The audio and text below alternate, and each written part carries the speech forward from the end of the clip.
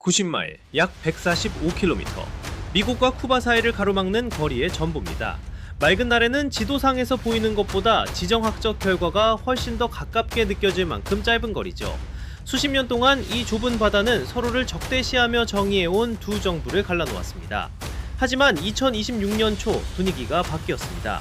세계 곳곳의 주요 충돌 이후 도널드 트럼프는 다음 차례가 쿠바가 될 수 있음을 공개적으로 시사하기 시작했습니다. 쿠바가 수십 년 만에 가장 약해진 상태였기 때문입니다. 쿠바 경제는 물자 부족, 정전, 인플레이션으로 붕괴하고 있었습니다. 수백만 명이 이미 섬을 떠났고 연료는 바닥을 드러냈으며 식량은 구하기 어려워졌습니다. 수세대 동안 쿠바는 생명선이 끊어질 때마다 새로운 산소를 찾아내며 적응해왔습니다. 처음에는 소련, 그 다음은 베네수엘라, 그리고 관광업과 해외 성금이 그 역할을 했죠. 하지만 이제 그 산소가 바닥나고 있었습니다. 워싱턴의 트럼프는 이전 행정부들이 공략하지 못했던 쿠바의 치명적인 취약성을 본 듯했습니다. 문제는 미국이 쿠바를 반대하느냐가 아닙니다. 진짜 질문은 훨씬 구체적입니다. 트럼프는 쿠바로부터 진정으로 무엇을 원하는가? 이 질문을 이해하려면 1세기가 넘는 과거로 돌아가야 합니다. 쿠바는 냉전 이전부터 미국의 전략적 구상에 깊이 얽혀 있었습니다. 1898년 미국이 스페인을 몰아낸 이후 워싱턴은 쿠바의 정치, 경제, 안보에 막대한 영향력을 행사했습니다. 미국의 이익과 결탁한 바티스타 독재 정권은 결국 쿠바인들의 분노를 샀고 이는 혁명의 씨앗이 되었습니다. 1959년 피델 카스트로는 바티스타를 축출하며 완전한 이념적 단절을 선언했습니다. 산업을 국유화하고 미국에 노골적으로 맞섰죠.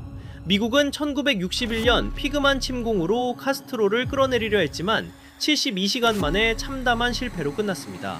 이후 쿠바는 굴복을 거부하는 섬이 되었습니다. 세계에서 가장 강력한 국가에 코앞에서 말이죠. 군사적 개입에 실패한 미국은 1962년 전면적인 경제 금수 조치를 단행했습니다. 쿠바를 고립시켜 스스로 무너지게 만들려는 전략이었습니다. 하지만 쿠바는 소련이라는 거대한 후원자를 찾았습니다.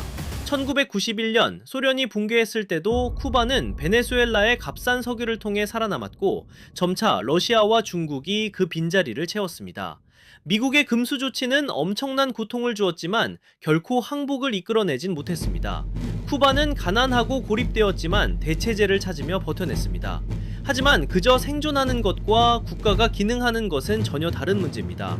2020년대에 들어서며 체제는 덮해둬둘 수 없을 정도로 금이 가기 시작했습니다. 팬데믹으로 관광 수입이 증발했고 베네수엘라의 지원마저 끊기며 에너지 위기가 닥쳤습니다. 연료 부족으로 순환정전이 일상이 되었고 평범한 사람들은 연료를 구하기 위해 거리에서 끝없이 줄을 서야 했습니다. 견디다 못한 사람들은 탈출을 선택했습니다. 2020년에서 2025년 사이 1100만 인구 중 무려 200만 명 가까운 쿠바인이 나라를 떠났습니다. 숙련된 인력이 증발하고 가족이 흩어졌습니다. 대중의 불만을 통제하기 어려워지자 인터넷이 차단되고 억압이 심해졌습니다. 쿠바는 단순한 경제난을 넘어 수십 년 만에 가장 심각한 존망의 위기로 빠져들었습니다. 백악관으로 돌아온 트럼프가 바라본 것은 이처럼 벼랑 끝에 몰린 정부였습니다. 쿠바 체제를 유지하는 외부의 모든 압박 지점을 강하게 조이는 데 집중되었습니다. 외화벌이 수단인 의료 외교를 타격하고 치명적 약점인 에너지 공급망을 흔들었으며 광범위한 경제적 질식을 시도했습니다. 과거 정부들이 쿠바를 양자 간의 문제로 대했다면 트럼프는 쿠바를 돕는 모든 이들을 향해 전방위적 압박을 가했습니다. 그렇다면 이 전략적 질식을 통해 얻어내려는 것은 무엇일까요? 겉보기엔 정권 교체 같지만 쿠바를 무력으로 장악하는 것은 미국에게도 너무 큰 위험입니다. 성공한다 해도 플로리다 코앞에 통제불능의 난민 사태와 내전이라는 장기적인 늪을 만들 수 있습니다. 따라서 트럼프의 진짜 목적은 정복이 아니라 레버리지일 가능성이 큽니다.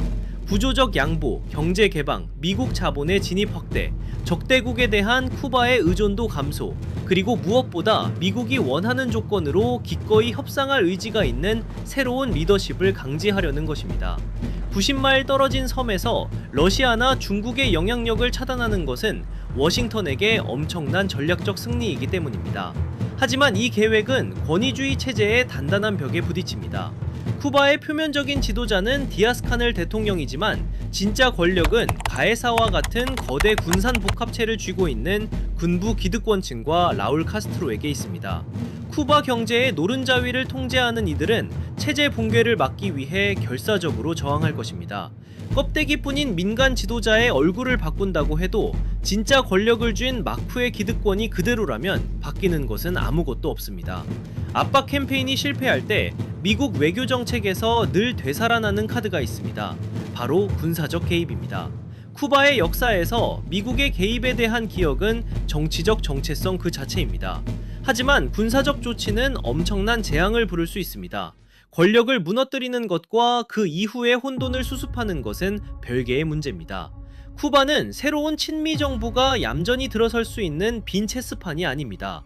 극심한 정치적 분열과 파벌 간의 충돌은 최악의 인도주의적 재앙을 낳을 것입니다. 이 모든 차가운 지정학적 계산 속에서 정작 쿠바 내부에서 살아가는 평범한 사람들의 간절한 바람은 외면당하고 있습니다. 그들은 이념의 투쟁이 아니라 끊기지 않는 전기, 저렴한 식량, 그리고 미래를 계획할 수 있는 평범한 일상을 원합니다. 한 정부는 인내가 애국이라 강요하고 다른 정부는 압박이 변화를 가져올 것이라 말합니다. 그 사이 사람들의 삶은 처참하게 부서집니다. 정권 압박, 체제 전환, 레버리지 같은 거창한 전략적 용어들은 평범한 쿠바인들에게 배급줄, 잃어버린 직업, 뿔뿔이 흩어진 가족이라는 고통으로 번역될 뿐입니다. 쿠바의 미래는 강대국들의 힘에 의해 결정되고 있지만 그 결과를 온몸으로 감당해야 할 사람들은 아무런 통제력도 쥐고 있지 못합니다. 그렇다면 트럼프는 쿠바에서 진정으로 무엇을 원할까요? 그가 진정으로 원하는 것은 수세대 동안 미국에 저항해온 국가의 미래를 통제할 확실한 레버리지입니다. 약화된 쿠바는 미국에 수많은 전리품을 바칠 수 있습니다. 플로리다를 향한 이주민 파도의 차단, 카리브해에서 러시아와 중국의 군사적 정보적 영향력 축소, 미국 자본을 위한 새로운 시장의 개방, 그리고 무엇보다 대결 대신 워싱턴의 룰에 순응할 아바나의 새로운 권력 구조까지 말이죠. 과거의 미국 행정부들은 여전히 버틸 힘이 있는 쿠바를 상대했습니다. 수론의 막대한 보조금이, 베네수엘라의 값싼 석유가, 그리고 화려한 관광업이 쿠바의 수명을 연장시켜 주었습니다. 하지만 2026년 현재 이 시스템은 수십 년 만에 가장 벼랑 끝에 몰려 있습니다. 그래서 지금 쿠바는 어떻게 되었을까요? 극적인 군사 침공이나 하루아침에 정권이 붕괴하는 할리우드 영화 같은 결말은 아직 일어나지 않았습니다. 대신 훨씬 더 느리고 고통스러운 질식이 진행 중입니다. 트럼프 행정부의 전방위적인 압박이 목을 조여올수록 쿠바의 지배계층은 체제 붕괴를 막기 위해 더 깊은 벙커 속으로 숨어들었고 내부 통제는 그 어느 때보다 가혹해졌습니다. 군부 기득권층은 자신들의 권력을 내려놓느니 차라리 나라 전체가 어둠 속에 잠기는 쪽을 택하고 있습니다. 이것이 이번 사태가 품고 있는 가장 위험한 역설입니다. 약점은 예측 불가능성을 동반합니다. 미국이 너무 약하게 밀면 기득권은 또 한 번 살아남을 것이고 너무 강하게 밀어붙이면 구조 전체가 통제 불능의 상태로 무너져 내려 플로리다 앞바다에 걷잡을 수 없는 난민 사태와 내전의 불씨를 뿌리게 될 것입니다. 트럼프는 자신이 쿠바의 굴복과 변화를 완벽하게 조율하고 있다고 믿을 것입니다. 아바나의 권력자들은 이번 포위망 역시 어떻게든 뚫고 살아남을 수 있다고 굳게 믿고 있을 것입니다. 하지만 불이 꺼진 아바나의 거리에서 기약 없는 배급을 기다리며 하루하루를 견뎌내는 평범한 쿠바인들에게 이 거대한 지정학적 체스 게임은 그저 끝없는 피로이자 절망일 뿐입니다.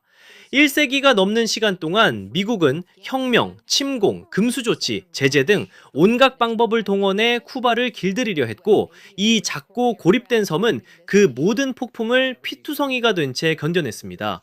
결국 이 이야기의 끝은 아직 쓰이지 않았습니다. 트럼프의 거대한 압박이 마침내 아바나의 굳게 닫힌 철문을 부수게 될 것인지 아니면 쿠바가 이 모든 고통을 대가로 지불하고 또 한 번 살아남을 것인지 확실한 것은 단 하나뿐입니다. 어느 한쪽이 부러지기 전까지 90마일의 좁은 바다를 사이에 둔 이 잔인하고 위태로운 줄다리기는 당분간 결코 끝나지 않을 것이라는 점입니다.